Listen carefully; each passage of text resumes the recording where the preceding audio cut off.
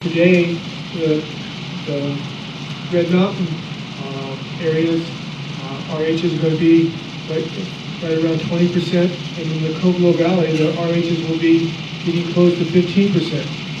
Why I'm saying this is the biggest concern today, is spotting. Because when probabilities, when the RHs get below 20%, the probability of emission is 100%. That means if you throw out 100 fire grams in receptive fuels, you're going to get 100 new starts. And if the RHs are between 20 and 25% today, you're going to have 90% probability of emission. Those are in extreme levels, okay? And that's our biggest concern. Out there on the coast, out there in the valleys, the probability of emission is going to be around 65%. Anytime you're above 50%, you're reaching the significant levels where spotting is going to be concerned. That's our biggest concern today. I talked about the fine fuels and them reaching the lowest fuel moistures in the afternoon, and also that goes along with aspects. The southwest aspects are going to be our biggest concerns when we're talking about unburnt islands of fuel.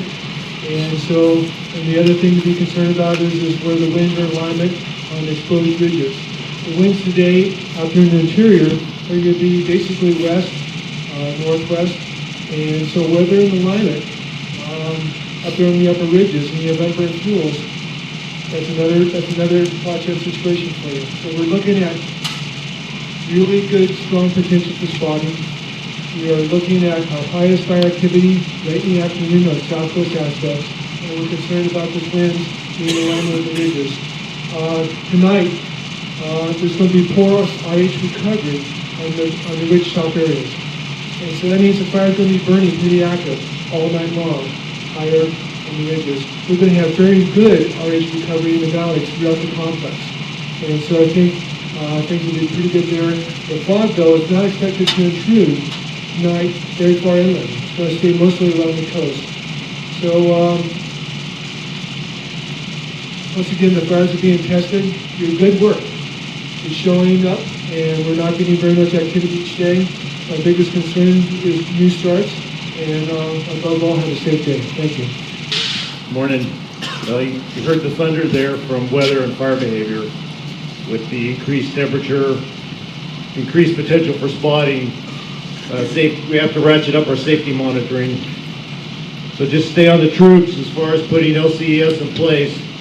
Maintain your lookouts, keeping a good eye on things. And today's safety message addresses some tree hazards. For those of you new to the incident, of all the active fires remaining, they all have trees to some extent. Some are heavily timbered. There's a lot of hazards involved as far as getting those trees down safely and working around them. For those of you that are in any position to do so, even if you're not going to be actually mitigating a particular tree or anything, just keep your safety flagging with you and get those areas flagged and provide the notification into either the division or the IC. Okay, thank you. For today, we moved our gel plant from the south up to Branscombe Road in the north, called Harwood Mill. We still have 6 copters assigned to the south.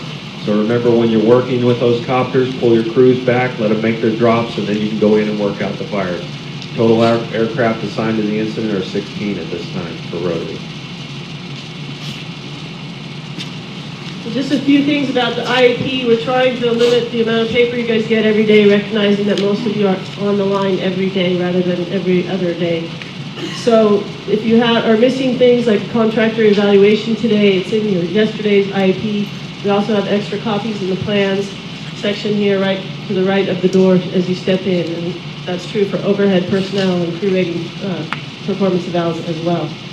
So pay attention to what's in there. There's a lot of good stuff in there regarding archaeology, fire line suppression repair, and we appreciate you taking the time to know that it's in the IEP. And we do have a training officer, so if any of you guys haven't checked in as far as being a trainee, come see us. And we'll wrap it up with Incident Commander Joe Waterman.